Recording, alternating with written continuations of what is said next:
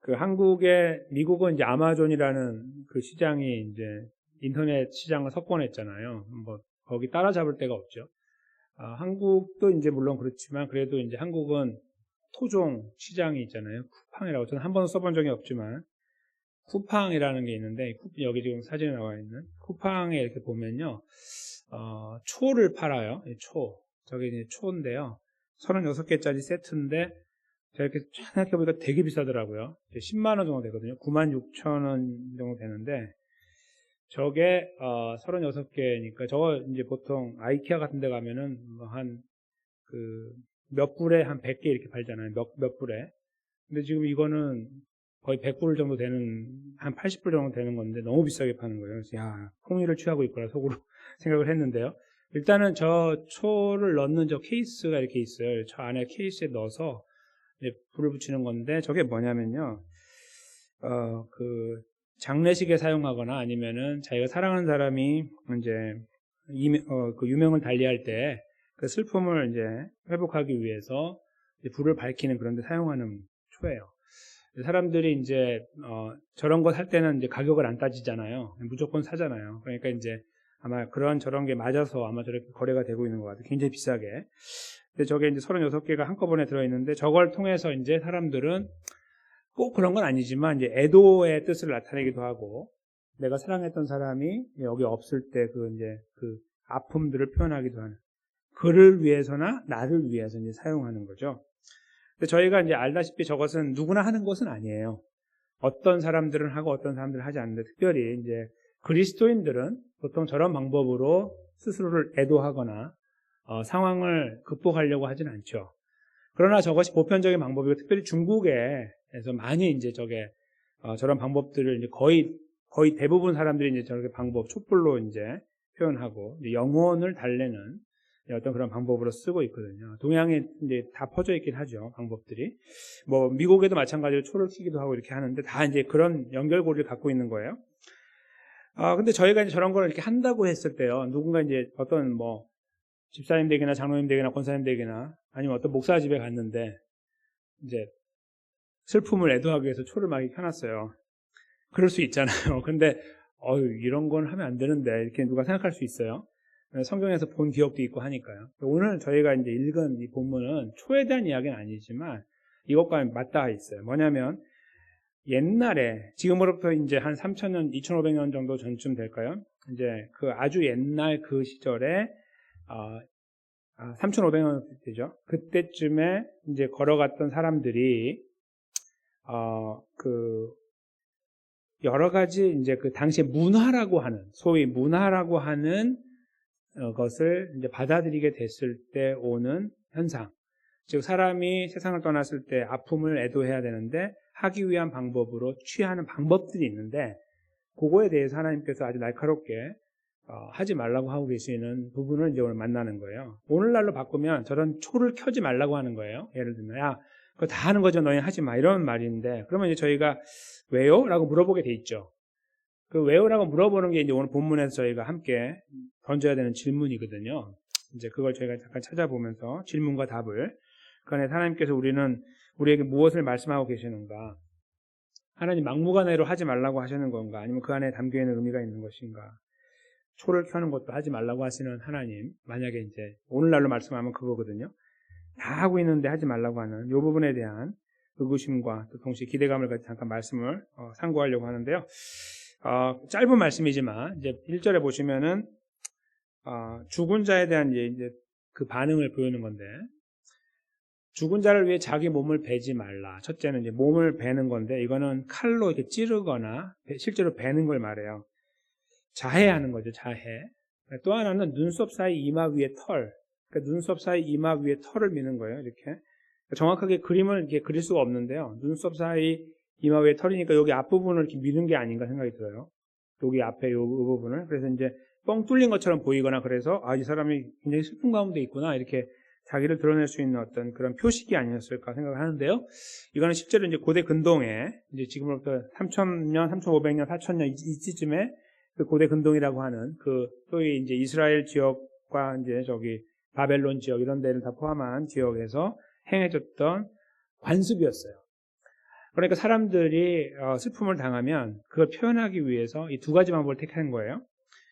근데 아까 말씀드린 것처럼 눈썹 사이를 미는 거는 사람들에게 보여주기 위한 거지만, 자해하는 거는요, 자기 슬픔을 이렇게 눌러내는 어떤 그런 것도 있지만, 자기가 이 아픔을 자기에게 줘가지고 지금 이 슬픔을 표현한다고도 볼 수 있지만, 또 하나는 뭐가 있냐면 그걸 통하여 신들을 자극하는 거예요. 신들.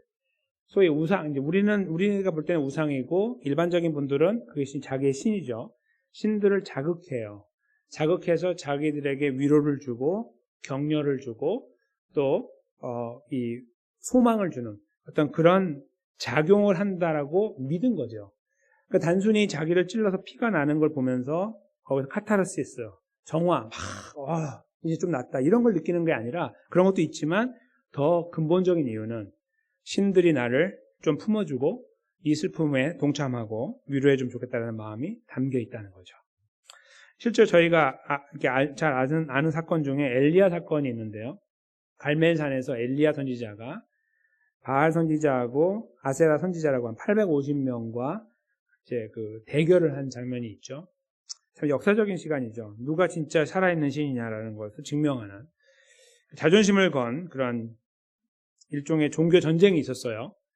엘리야 시대에. 근데 저희가 알다시피 하늘에서 불이 내리는 것은 하나님께서 단번에 하셨고, 다 이렇게 훑어서 다 태워버리시는 것은 하나님이셨고, 그 전에 먼저 바알과 아세라를 섬기고 있는 850명의 선지자들은 아무리 외쳐도 아무것도 없었죠. 처음에는 막 고함을 지고 춤을 추고 막 이렇게 하다가 나중에 했던 거 알고 기억하시죠? 칼을 빼가지고 몸에 자해를 하기 시작했어요. 그때 옆에서 그 엘리야가 비웃었죠. 야, 좀 더 세게 해봐. 신들이 자고 있는지 모르니까. 어디 갔는지도 모르니까, 외출했는지 모르니까 더 세게 찔러보라고 이렇게 옆에서 비아냥거렸죠. 그 장면이 바로 여기하고 연결되어 있는 거예요. 그래서 단순히 어떤 슬픔의 문제가 아니라 이 자극을 통해서 신들이 자극을 받는 거예요. 우리가 피를 흘리면. 그래서 좀 일어나세요. 나를 좀 어떻게 해주세요라고 하는 어떤 요청들을 나를 자해하면서 신들에게 요청하면 신들이 어이구 굉장히 심각한가 보네 하고 도와줄 줄 아는 매우 기본적으로 인간적인 생각과 딱 맞닿아 있는 방법으로 그들이 이 일을 한 거예요. 그 고대 근동 지역에서. 그것이 이제 여기에 아까 말씀드린 이 850대 1로 하는 열왕기 상에 나와 있는 역사하고 이렇게 연결되어 있는 것이죠. 그러니까 그 시간이 언제부터 언제까지인지 모르지만 일반적으로 그런 풍습을 갖고서 사람들이 살아왔어요. 특별히 자기가 사랑하는 사람을 잃어버렸을 때 오는 그 슬픔을 달래기 위한 굉장히 중요한 방법이었던 것이죠. 그러니까 이스라엘 백성들이 가나안에 들어가면 이제 들어가자마자 보는 여러 가지 중에 이걸 보는 거예요. 저 집은 어떻게 하나 볼까 봤더니 사람이 죽으면 저렇게 한단 말이에요. 그러니까 하나님께서 그렇게 하지 말라. 이렇게 이제 미리 말씀하는 거예요. 그렇게 하지 말라. 그 이유가 나오죠. 거기 이제 1절에 앞부분에 나오는데 1절 앞부분에도요. 너희는 너희 하나님 여호와의 자녀이니 라고 먼저 한번 하고요. 2절에도 다시 나오죠. 너는 내 하나님 여호와의 성민이라. 자녀다, 성민이다. 거룩한 백성이라 그런 말이죠. 여호와께서 지상 만민 중에 너를 택하여 당신의 자기의 기업 백성으로 삼으셨기 때문이다. 그런 말입니다. 왜 하지 말라고 하냐면 너희는 다르기 때문에 이제 그런 의미가 됩니다. 그러나 저에게 있는 의구심이 질문은 뭐냐면 아니 그렇게 슬픔을 표현하는 것도 안 되나? 아니 그거 내가 그렇게 한다고 믿는 것도 아니에요. 하나님. 저 하나님 믿고 있는데요. 그냥 내가 마음이 아프니까 그렇게 하는 거예요 라고 충분히 할 수 있겠죠. 아까 저 초를 켜는 것도 마찬가지예요. 저거 초 켠다고 무슨 우리의 믿음이 바뀌고 뭐 구원이 없어지고 막 이렇게 됩니까? 전혀 그렇지 않은데 그렇게 하는 거예요. 저희가 술 마시는 것도 마찬가지잖아요. 술 마신다고 구원이 취소됩니까? 담배 핀다고? 아니에요. 그럼 우리 여기서 포도주 마시면 안 되죠. 성찬식 할 때. 다 이 모순이 있는 거예요. 그렇게 따지면. 그렇게 다 있는데, 그러니까 그냥 하면 되는 거고 나는 마음만 그렇지 않으면 되지 않겠냐는 충분한 우리들만의 이유를 가질 수 있는 거예요. 그렇게 하면 좀 더 이게 위로가 되는 것처럼 나도 느낄 수 있기 때문에. 그렇죠? 이들도 그랬고 21세기에 사는 우리도 그렇다는 거예요. 근데 하나님은 칼로 물을 자르듯이 정확하게 하지 말라고 하셨어요. 무슨 그래 한 며칠 정도 하고 다시 나한테 와 그렇게 하신 게 아니라 절대로 하지 못하도록 아예 모습을 갖고 계시는 거예요. 그 부분에서 저희가 이제 고민이 되는 거예요.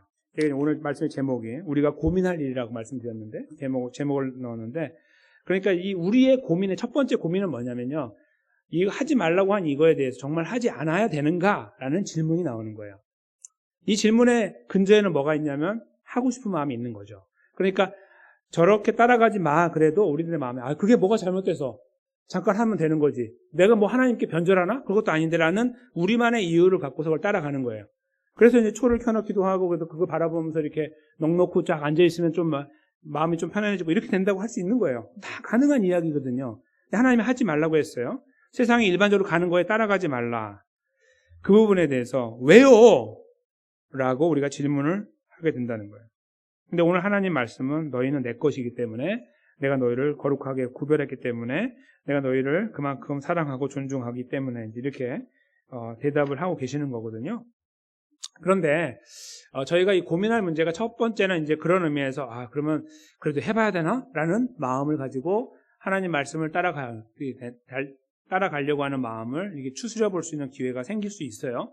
고민의 끝자락에서. 그런데 그것은요 1차원적인 이야기예요. 1차원적인 이야기. 그냥 말씀을 지킬 거냐 말 것이냐 따라갈 것이냐 말 것이냐 1차원적인 이야기고요. 진짜 고민해야 될 것은 그 다음에 있어요. 지금 여기에서요 하나님께서 이렇게 그 관습을 따라가지 말라고 하는 방법, 그 말씀하시는 진짜 이유는 뭐냐면 나는 그들과 다르다는 거죠. 우상은 사람들의 머리가 만들어낸 우상은 내가 나를 자해하면 깜짝 놀라고 나를 보듬어주는 신이에요. 그런 이미지가 있고 그런 믿음이 있는 거예요. 그러니까 만약에 이스라엘이 따라간다면 그게 어떤 의미가 되냐면 우리 하나님도 저들과 똑같다는 이유가 그 결과가 나오는 거예요. 여호와를 부르면서 찌른단 말이에요. 여호와 하나님 부르면서 여기 찔러요. 우리도 힘드니까 그들이 하는 방법 그대로 갖고 왔어요. 하나님 방법만 하는 거예요. 아니죠. 방법만 하는 게 아니에요. 그렇게 보이죠. 1차원적으로. 그렇지만 더 깊이 보면 그게 아닙니다. 하나님 자체를 바꿔버리는 거예요. 우리들의 머리로. 하나님도 이렇게 할 거야 라고 바꿔버리는 거죠. 하나님 그것을 진노하시는 거예요. 그걸 용납하지 못하시는 거예요. 내가 만든 이 모든 창조물을 빗대어서 만든 어떤 우상, 그렇죠? 그러니까 거기에 하나님을 빗대는 자체가 이미 잘못된 거지만 그렇게 해놓고 하나님을 그렇게 똑같이 생각하면서 살고 있는 거. 하나님은 내가 힘들 때 이렇게 하면 하나님 나에게 위로를 주시겠지라고 하는 식으로 하나님 앞에 나아가는 이 자체가 진짜 문제라는 거예요. 하나님을 저 피조물, 그 벌레 같은 걸로 전락시키는 것뿐만 아니라 그렇게 아예 인정하고 사는 거예요. 하나님 이렇게 하면 잘해주시더라 이거죠. 하나도 성경적이지 않은데 하나님 말씀하고 관계가 없는데 우리 머릿속으로 그 하나님을 그렇게 그려놓고 내가 일을 하는 거예요. 그리고 기대하는 거죠. 하나님이 위로를 주시겠지라고. 하나님은 그걸 용납하지 않으시는 거예요. 그래서 우리가 고민해야 되는 것은요. 단순히 말씀을 지킬 것이냐 안 지킬 것이냐가 아니라 이 말씀이 의미하는 것이 무엇인가가 더 먼저 고민을 해야 된다는 거죠. 이것은 하나님의 본질을 바꿔버리는 거고요. 하나님은 아주 우리보다 못한 것으로 바꿔버리는 거예요. 그리고 그렇게 우리는 하나님을 인정해버리는 거예요. 하나님을 너무 마음을 아프시게 하는 거예요. 여러분과 제가 갖고 있는 그 우리 정체성이 있잖아요. 어떤 이제 가정 안에서는 부부로서 아니면 남편으로 아내로서 자녀로서 부모로서 어떤 이런 것들, 형제로서 친구로서 이런 것들이 있잖아요. 근데 그런 것들을 누군가 와서 인위적으로 무시해버린다고 생각해 보세요. 나는 그냥 나름 자상하려고 노력했던 어떤 삶을 살았어요. 예를 들어서 아버지로서 남편으로서. 근데 당신은 굉장히 비열한 사람이라고 막 누가 와서 막 비난을 하는데 거기에서 아내가 동조를 해요. 아니면 아이들이 동조를 해요. 정말 그랬다고. 근데 본인이 원래는 그렇게 하지 않고 너무나 자상하다고 이야기해 오다가 누가 들어와가지고 당신은 나쁜 사람이야 라고 할 때 그 이야기에 동조하고 있다고 생각해 보세요. 여러분이 그 비난을 받는 자리에 있다고 생각해요. 여러분 속이 어떻게 되겠습니까? 터져버리죠? 터져버리는 거예요. 아니 나하고 전혀 관계가 없는 일인데 그 일을 나라고 빗대어서 이야기를 하면 우리가 그냥 이렇게 인내하는 그런 차원이 아니고요. 그 거짓이라는 자체가 우리를 힘들게 만들어요. 그렇죠? 그리고 그 배반, 바뀌었다는 누군가 거짓말을 했는데 우리 가족이 그것 때문에 힘들어지고 주저앉게 된다는 상황들, 어떤 가족뿐만 아니라 친구 관계도 마찬가지고요. 그런 것들을 우리가 대하면 우리 마음이 막 쓰라리고 주저앉게 되죠. 지금 하나님의 마음이 그거하고 같은 거예요. 하나님은 전혀 그런 분이 아닌데 우리가 그렇게 옆에 이야기를 듣고서 그래? 그리고 똑같은 이야기를 하나님께 들고 하고 있는 거예요. 하나님 나를 좀 위로해 주세요. 나 마음이 힘든데 위로가 없으니 내가 칼로 나를 찌르고 머리를 베고 이렇게 해가지고 하나님 좀 저를 봐주세요 라고 하고 있을 때 하나님의 마음은 찢어진다는 거죠. 나는 그런 존재가 아닌데 왜 그렇게 나를 자꾸 여기고 그렇게 나에게 요구하고 있느냐. 나는 그렇게 해서 반응하는 존재가 아닌데 라고 하나님이 힘들어하시게 된다는 거죠. 이건 우리 자신이 우리 삶의 어떤 상황을 빗대어 보면 금방 알 수 있어요. 사실 하나님은 더 하신 분이니까요. 그래서 우리가 고민해야 되는 거는요. 지킬 것이냐 안 지킬 것이냐는 둘째 문제고 더 중요한 것은 하나님이 이 일을 통해 얼마나 우리가 이 일을 한다면 잘못된 일을 한다면 하나님은 얼마나 많이 힘드실까를 먼저 고민해야 된다는 거예요.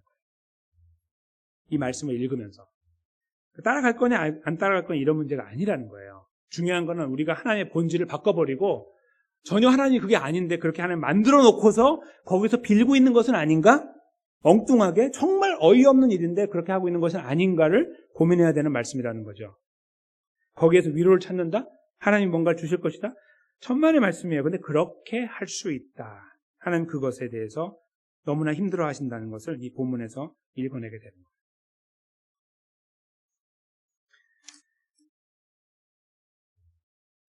그런데 있잖아요. 우리가 이런 고민하는 이 일을 고민하고 살아가는 거에서요. 벗어날 때가 상당히 많아요. 무슨 말씀이냐면 고민은 하되 저렇게 살아갈 때가 있어요.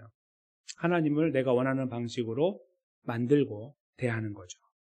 내 슬픔의 문제, 아픔의 문제도 마찬가지고. 그리고 우리가 뭔가 발버둥을 치면 하나님 우리에게 은혜를 주시고 위로를 주시고 발버둥을 치지 않으면 아무것도 주지 않는다. 어떤 이런 생각으로 하나님을 대할 때가 있을 수 있다는 거예요. 그러니까 지금 말씀드리는 건 뭐냐면 지금 오늘 여기서 하지 말라고 하는 말씀은 나는 그렇게 반응하는 존재가 아니야 라고 하나님 말씀하시는데 비슷한 어떤 것들을 가지고 하나님을 그렇게 대할 수 있다는 거예요. 그렇게 하면 하나님 뭔가 하실 거라는.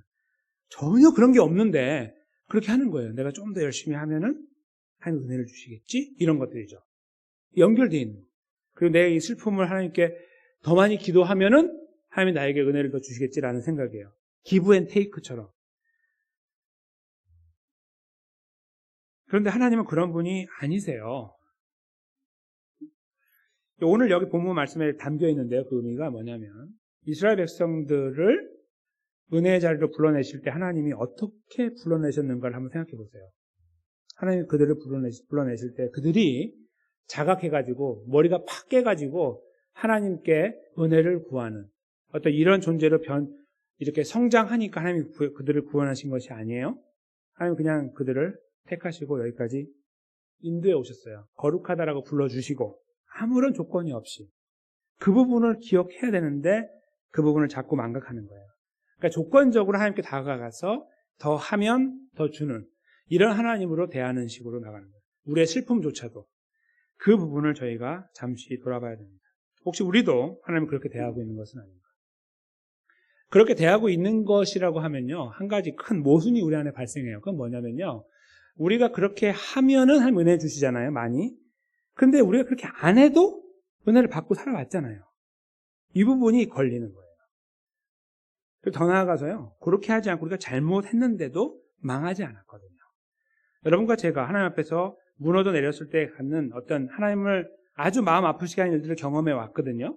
그럴 때 하나님께서 그거를 인내하셨어요.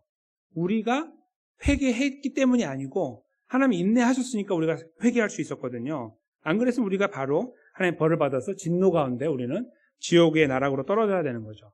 구원이 뭐고 다 취소되는 것이고요. 근데 그렇게 되지 않고 저들을 붙잡고 계시는 것처럼 우리를 붙잡고 계시는 것. 거기에는 우리가 어떤 조건을 제시하고 뭔가 하니까 아니면 나를 자해하고 나를 아프게 함으로 오는 것이 하나도 없었다는 거예요. 오히려 하나님께서는 예수 그리스도를 십자가에 못 박으셨어요. 우리가 자극해가지고 은혜를 받게 하신 것이 아니라 예수님의 십자가를 통하여 하나님의 사랑을 확증하셨죠. 그리고 우리에게 어떠한 그 아픔이나 이 괴로움이나 자해를 요구하고 계시지 않으세요. 오히려 그냥 다가오셔서 항상 우리를 품어주시고 은혜를 베풀어 주시는 거예요. 그게 하나님이시죠. 그러니 이스라엘 백성들이 그렇게 가는 것을 볼 때 하나님이 얼마나 아프시겠으며 21세기에 사는 저희들이 만약에 그런 길로 비슷한 길로 가고 있다면 단순히 보여지는 촛불을 켜고 안 켜는 그런 문제가 아니라 하나님을 그렇게 전락시키고 우리가 뭔가 더 하고 나를 더 힘들게 할 때 오는 어떤 은혜가 있을 거라는 생각으로 자꾸 하나님을 연결해 버릴 때 오는 잘못 말입니다. 그랬을 때 하나님 얼마나 많이 아프시겠냐 하는 거예요. 그 히브리서 말씀에요. 우리가 걸어가는 이 걸음에 그런 조건적인 어떤 접근으로 우리에게 오시는 것이 아닌 예수 그리스도께서 우리를 품어주시는 모양을 잘 표현하는 내용이 나오는데요. 그걸 보시면 이렇게 돼 있죠. 우리에게 있는 대제사장, 예수님이죠. 우리의 연약함을 동정하지 못하실 리가 아니요 모든 일에 우리와 똑같이 시험을 받으시니로되 죄는 없다. 강조하는 부분은 앞부분인데요. 우리의 연약함을 동정한다. 같이 경험한다 그런 말이거든요. 원래 의미는. 거기에 함께 계시는 분이에요. 요청에 의해서가 아니고요. 그냥 거기 계시는 거예요. 왜냐하면 우리를 내 것을 삼았으니까, 하나님 것을 삼았으니까 그 책임으로 그 자리에 계시는 거예요. 요청하건 요청하지 않고. 그 슬픔 가운데 함께하고 계시는 거예요. 이 은혜를 경험한 사람들은요, 그래서 오늘 말씀을 이렇게 들을 때 이런 고민하지 않아요. 지킬 거냐, 지킬 것이냐, 안 지킬 것이냐. 이게 아니고요. 하나님 얼마나 힘드실까라는 고민을 하는 거예요. 우리가 잘못되면. 잘못된 생각을 하고 하나님을 대하면. 그 부분을 저희가 캐치할 때 하나님 우리에게 다가오시는 은혜가 바로 이 다윗을 통해 고백된 고백하고 일치가 되게 되죠.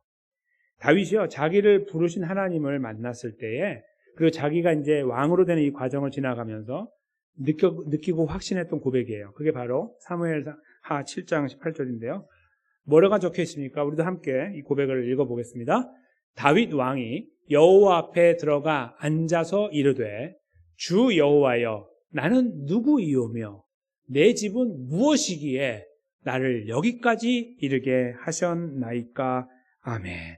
이 고백이 있어야 된다는 거죠. 그러니까 하나님께 뭔가 더 하고 해서 하나님의 은혜를 받고 위로를 받는 어떤 그런 차원을 하나님 자꾸 대하는 게 아니고요. 잘못된 거예요. 하지 말라는 거예요. 하나님 그거 아니라고.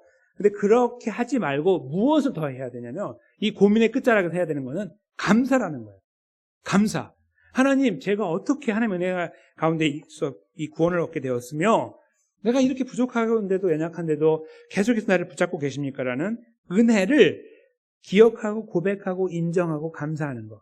그 자리에 있게 되면 된다는 거죠.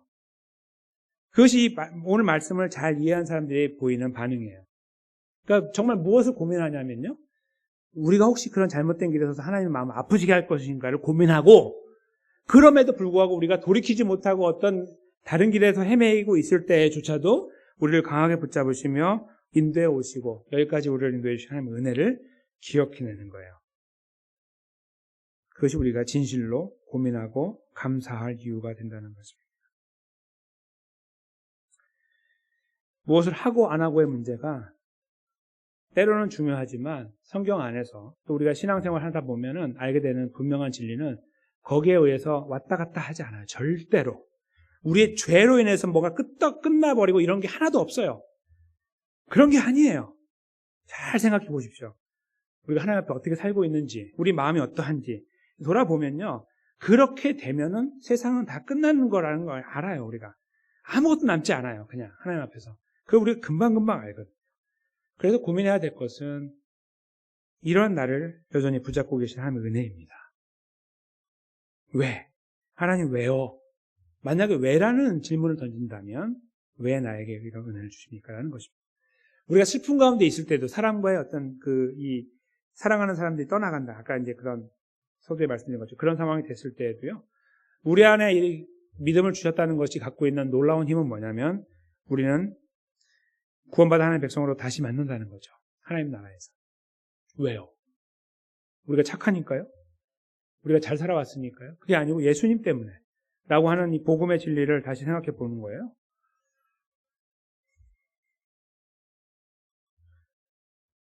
거기에 우리가 잠시 집중할 수 있을 때 그냥 그 자체가 위로가 되는 거예요. 여기를 찔러서 위로가 오는 게 아니고요. 이 슬픔을 어떻게 걷어가실 겁니까? 하나님 이게 아니고요. 우리 모두 다 그 원래 망하는 존재였고 다 지옥이라는 어떤 하나님의 어떤 심판이라는 거 앞에 섰을 때 다 거기에 있는데 내가 왜 천국 가죠? 라는 이 고백으로 귀결될 때 거기에 새로운 위로와 격려와 소망이 피어나게 돼요. 상상할 수 없죠. 사람들이. 상상할 수 없는 거예요. 그것이 우리 안에 생기게 돼요. 왜요? 몰라요. 하나님의 은혜예요. 라는 거. 그래서 우리는 그 고민의 끝자락에서 감사가 나오게 되죠. 세상은 줄 수 없는 평안이라고 말씀하잖아요.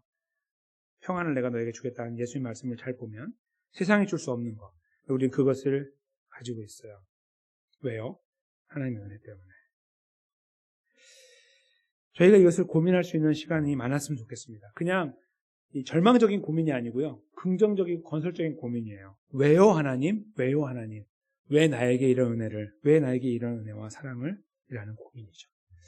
그런 고민을 가지고 주님 앞에 서 있을 때 우리 안에 우리도 모르는 사이에 주시는 위로와 격려들이 매일매일 삶에 흘러넘칠 것이고 그 소망을 붙잡을 때 어떠한 힘들고 어려운 시간을 지나갈 때에도 우리를 붙잡으시는 은혜를 통하여 다시 일어날 힘을 얻게 될 거예요. 세상의 방법이 아니라 어떤 따라가는 방법이 아니라 그 방법 때문에 그 은혜가 사랑하는 성도님과 제 삶에 특별히 우리 시원장로교회 이번에 이렇게 이민수 집사님의 걸음을 제가 바라보면서 많이 마음이 힘들고 어려운 가운데 주시는 큰 위로와 격려 그리고 다시 소망을 얻고 걸어가는 그런 기로에 저희 모두가 세워질 수 있는 그런 귀한 말씀이 되기를 예수님의 이름으로 간절히 축원합니다.